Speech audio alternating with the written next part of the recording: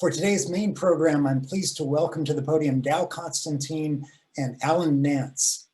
Dow is serving his third term as King County Executive, a former member of the King County Council and the Washington State Senate and House of Representatives, and a three-time graduate of the University of Washington. Dow is now focused on meeting our two greatest challenges, generational challenges ever, building equity and opportunity and confronting climate change. Allen Nance, Juvenile Division Director, King County Department of Adult and Juvenile Detention. Prior to coming to Seattle in 2019, Allen served as the Chief Juvenile Probation Officer for the City and County of San Francisco, a position responsible for a 150-bed juvenile facility and 250 employees who provided community supervision, detention operations, coordination of placement services of all juvenile court referrals, and facilitation of court processes. Dow, please step to the podium and proceed. Thanks for joining us today. Thank you. Thank you, President Jeff. I'm very pleased to be invited today. I want to thank everyone for joining us on this day of new beginnings for our nation. And I want to thank you as well, my fellow Rotarians, for overlooking that on this momentous day for America. I've forgotten my Rotary pin. Last July, I made an announcement. I will submit my fine if that's appropriate at a later date. I made an announcement, and I think it surprised a lot of people, but it probably shouldn't have. I pledged to close King County's youth detention facility by the end of the year 2025.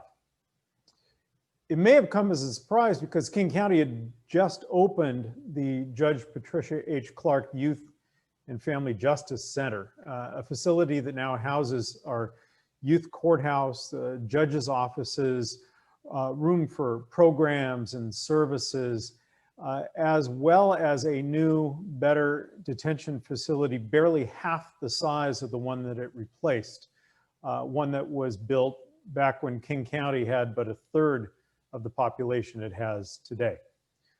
Down from 212 beds in the old facility to just 112 in the new facility, although our newspaper of record continues, even after being repeatedly corrected, to cite a higher number. But getting us on the path to ending centralized youth detention was also the next logical step in my 12 years of work to reduce youth detention. Working around a yet aspirational goal of zero youth detention, we reduced the daily population of those charged as youth from around 90 when I first took office as executive to 49 in 2017, all the way to just 18 this morning. There are also 12 youth charged as adults. And a few years ago, I ordered that such youth be housed at youth detention where they could have access to more of the services they need, services appropriate for their stage of development, rather than being housed at the adult jail in Kent as they had been. This progress demonstrates that phasing out centralized youth detention need no longer be purely aspirational, a long-term goal, but rather something previously unattainable that could, with effort, actually be attained. Obviously, there was another major factor that opened up this possibility, the dramatic awakening of our national conscience to the brutal reality of racism and bias throughout our society. Thousands of people took to the streets to protest the death of George Floyd at the hands of a Minneapolis police officer and of so many other people of color who've died at the hands of the state.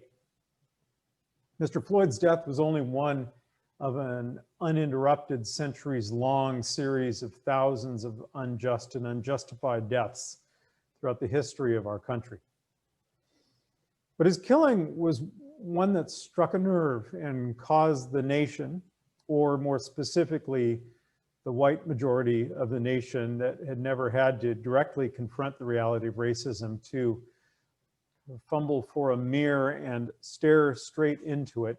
My initial pledge to close centralized youth detention was made at a meeting, in fact, between myself, officials from our Department of Public Health, where we were discussing declaring racism to be a public health crisis, and representatives of Black Lives Matter of Seattle, King County. That was a meeting intended to outline a path forward toward ending youth incarceration. Now, you see, in our research, in drafting our Zero Youth Detention document, we established really clearly some key facts. Youth of color are at higher risk of becoming involved in the juvenile legal system.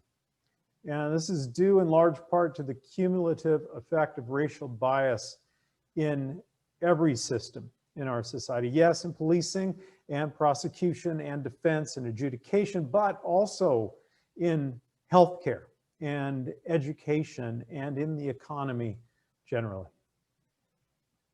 Troublingly, this is, this is a national phenomenon. With reductions in youth detention, we see a really stubborn resistance to the system being able to reduce racial disproportionality among those detained. In fact, in many, if not most jurisdictions, as total numbers of those detained are reduced, the disproportionality has increased. We've seen varying results as we have struggled not just with the total numbers, but with trying to reduce the racial disproportionality in the population. Unquestionably, we have an obligation to protect the public, to protect our communities from harm. And at the same time, we know that most youth have a better chance at a positive adulthood, which is good for all of us, when they do not interact with the juvenile legal system. And in fact, when asked their opinion, most crime victims prefer investments in programs for at-risk youth and community supervision and holding people accountable through means other than incarceration, including through community-based restorative justice. Restorative justice programs where youth have to face up to their crimes and publicly make amends to the victims and to the broader community have been shown to reduce recidivism while producing greater satisfaction for most victims of crime. The study of brain development, which has also been a key organizing principle of my Best Starts for Kids initiative, has also informed our move toward zero youth detention. We know that the normal process of adolescent brain development is that young people often make risky choices. Did you in your teens or even your early 20s ever do something ill-advised or inconsiderate or hurtful to others or even illegal? Expanding and supporting positive youth development, as we seek to do through Best Starts for Kids, holds the most promise to guide youth back onto the right path without encountering the trauma of the criminal legal system. Zero detention as a goal is first and foremost an accountability measure, though. It compels us to ask in every case, how can we provide justice for this victim? How can we protect the community from further harm? And how can we ensure the best chance at healing and redemption for this young person? And perhaps equally important, how can we support the development of the next youth and their families so that they make better choices? King County's 2021-2022 biennial budget gave us the opportunity to put our money where our values are, funding programs that signal this change in direction towards systems based on the quest for healing and redemption and away from punitive systems rooted in oppression. One of our most significant investments, for example, is a $6.2 million proposal brought forward by the prosecutor and the public defender, a program called Restorative Community Pathways. Under that program, in lieu of filing charges, the King County Prosecuting Attorney's Office will refer up to 800 youth per year to receive comprehensive community-based services. Restorative community pathways also includes appropriate services and support for harmed parties and restitution so that youth who can't pay fines do not end up in this cycle that many of you have heard about of probation violations and incarceration based not on the original offense, but on their financial circumstances. Most of the young people who will be impacted by this program are low-income people of color, and it was developed by organizations that already serve those communities. I speak to you today at a time of great challenge and anxiety. Our region and our country have seen a global pandemic unprecedented in now more than a century. An economic swoon on a scale not seen many times in our lifetime. And these difficult months have shown our region's, I think, true strengths and also thrown our deficits into sharp relief. And they set the stage for what we can accomplish together. As has been often observed, crisis can present opportunity, and this moment gives us the prospect of genuine progress. After nearly a year of the world being turned upside down, there is an understandable longing to get back to normal. The old normal was good and it was comfortable for a lot of people, but it was a dead end for many. For people on the losing end of staggering income inequality, for people under the thumb of deep ingrained racism, or people without a home. We must aspire to be better. King County's overarching commitment, our true north, is that we will make this a welcoming community where every person has the opportunity to thrive. And if that is what we want, if that is our commitment, then we can't be satisfied with simply going back to normal. We have to seize the opportunity of this crisis, of these crises, to create real, lasting, positive change. And our desire to rethink youth detention is just one aspect of that, one change that we have within our power to make. Likewise, when COVID-19 created the necessity of reducing the adult inmate population at the King County jails, a dramatic cut was made. We had around 1,900 people in the jails, still low by national standards, on March 13th of last year. And we reduced that to around 1,300 today. We thought it was not possible, but we found that we could do it. We did that to spread people apart, to provide social distancing, to prevent the COVID infections that we've seen around the country in detention facilities, but we have largely avoided here because of decisive action by many actors in the justice system. And now we're determined to make this reduction in the jail population permanent and to create alternatives to incarceration that are less traumatic and more restorative and a wiser use of public money. But we know the path to zero youth detention gets steeper and steeper from here, and only an all-out concerted effort from government and critically, indispensably, community partners will get us to that summit. Now, to be sure, there are those who will find many reasons why we shouldn't pursue these goals. And the pull of bureaucratic inertia is strong.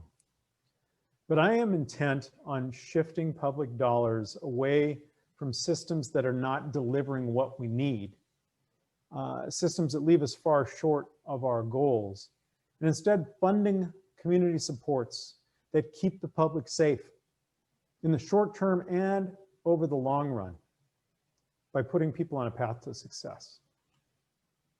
We have to seize this opportunity to advance that vision and to make it real. And we've been very fortunate to have been able to recruit as our director of juvenile detention, a very accomplished leader who is also a real creative thinker in this space, someone we're leaning on very heavily to help us as we navigate these uncharted waters. And he's available primarily to answer our questions today, but I wanted to hand it over to our Juvenile Division Director, Allen Nance. Dow, thank you very much, and good afternoon, Rotary Club members and guests. I'm extremely honored to share the podium with Dow Constantine this afternoon and to make some remarks with respect to our effort to get to zero youth detention here in King County. Let me say how impressed I am with the leadership in this community, both in the government, but also in the private sector and our community agencies with respect to a shared vision for doing something better on behalf of young people in our community. We've made some amazing progress in King County to reduce the reliance on secure custody for our young people. And I recognize that there are those who are concerned about the future of our youth if there is no longer a juvenile detention facility. And collectively, I believe that we have an obligation to create that community-based alternative, to create the structure, the programming, and yes, even the housing that will keep these young people safe, keep our communities safe, and make certain that these young people are able to thrive. And so I stand ready to answer any questions that you folks may have this afternoon as support of this presentation made by our executive today. But I want you to know that it is my commitment to work collaboratively and collectively with our community and our partners to look at the best practices that will serve our community well, to develop a strategic plan that will guide our path forward, and to make sure that we continue to reduce the numbers of young people in detention so that more young people are in school, more young people are thriving in our community, and the future leaders, similar to what we saw in the earlier presentation, are being produced in King County and they're not sitting in juvenile detention. So with that, I will pause and I'm prepared to take any questions that you folks may have. Okay, thank you both. Dow, welcome back, and Allen, welcome to the club today. Thank you. We've got a lot of questions coming in, and I'll start with a great one by the looks of it. If you don't have any detention for youth, does that mean that very violent youth will be put into the adult jails? I was a probation counselor at the KCJC in the late 60s and in the early 70s. We had alternative programs even back then. I can start, Allen. Go ahead, Dow, please. You've worked in this arena for many years. So there are a number of ideas, proposals, and even examples about what alternatives there can be to a centralized and jail-like youth detention that can still keep violent offenders safe themselves and keep the community safe from harm. These need to be developed in concert, really co-creation with communities. As a general principle, it is accepted that it is better for youth to be closer to home rather than uprooted and taken far away from their families, and in order for them to have the best chance to get back on track. It is also the case that those who commit serious crimes have a lot of reckoning to do over those crimes, and that the victims as well as the community have to be foremost in our minds. We are embarking, and I funded an effort to really allow communities to be fully engaged in this conversation. It is one of the challenges we have is that those with means have the luxury of being able to participate in public processes, whereas those who are struggling to make ends meet often do not have the time and bandwidth to be able to do so. So we funded community being able to fully participate in these and other processes in this budget. And we're going to be launching into this for both adult and juvenile detention. shortly. And Alan has been working on forming that up with others in our government. Alan, can you address some of those issues? Absolutely.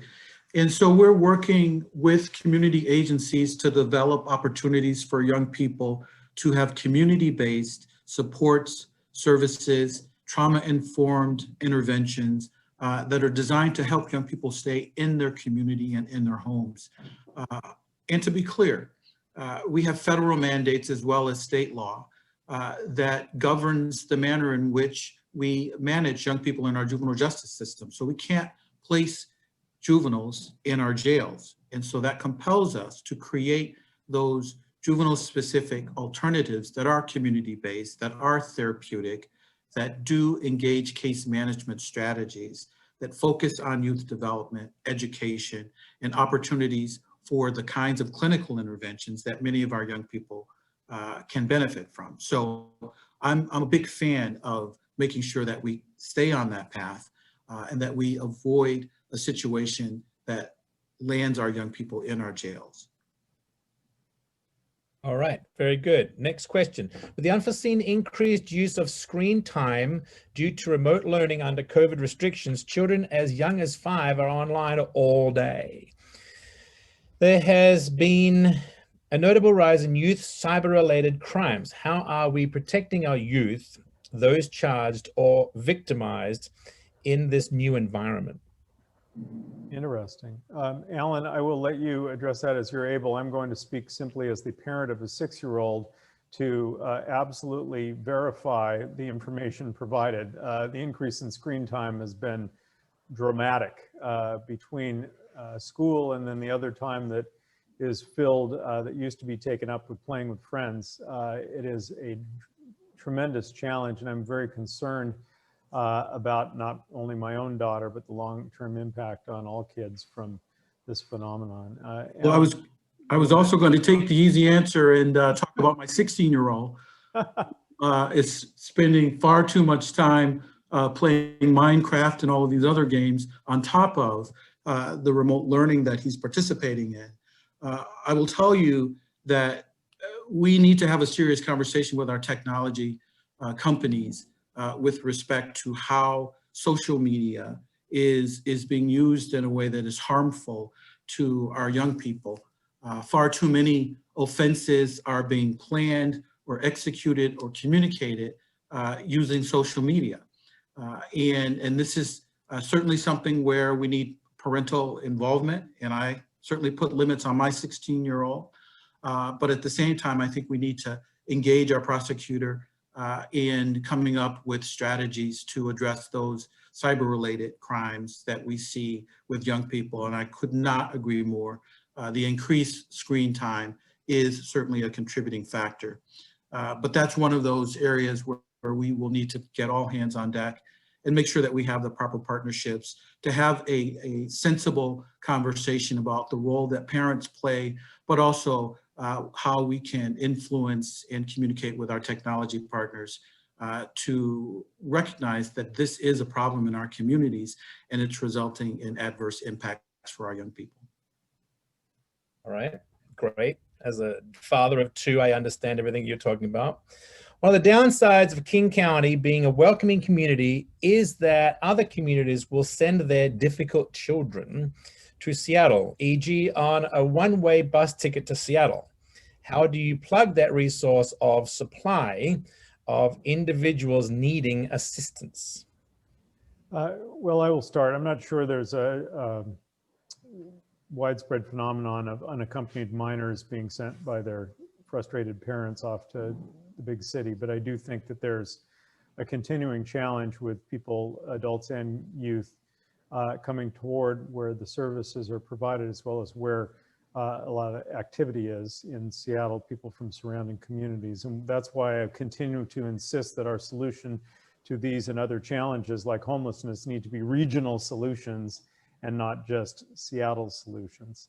I will say that the investments that we're making through programs like Best Starts for Kids, which I began really after a conversation with the Institute for Learning and Brain Sciences at the University of Washington, investments to start with the very youngest children and to provide supports to them and their parents so that they can have positive development, that we can identify challenges in the early school years, that we can intervene when kids are having behavioral problems throughout school and even into young adulthood. Those are the sorts of long-term investments that are going to ultimately yield the kinds of results you were talking about. I saw another question that's related to this, and I'm just going to cheat and answer that one as well, if you don't mind, which is the one about schools, the role of schools. And I have visited every district in this county, all 19 of them, and asked about their approach to school discipline, because this is the point at which the paths often diverge. And a kid who begins to become alienated from his or her school community can either end up getting kicked out or dropping out. And often, very often, those are the youth then that end up getting involved in the justice system. And we have to be much more purposeful about identifying challenges kids are having early in school and investing in the programs and the approaches that will reconcile those kids to their peers and their school community so that they stay part of that environment rather than being shut out and ultimately coming into contact with police. I think that is and in the places where we have sat down and really dug into these issues with youth and their parents and people in the justice system, the conclusion I end up with others coming to all the time is that's where we missed the opportunity.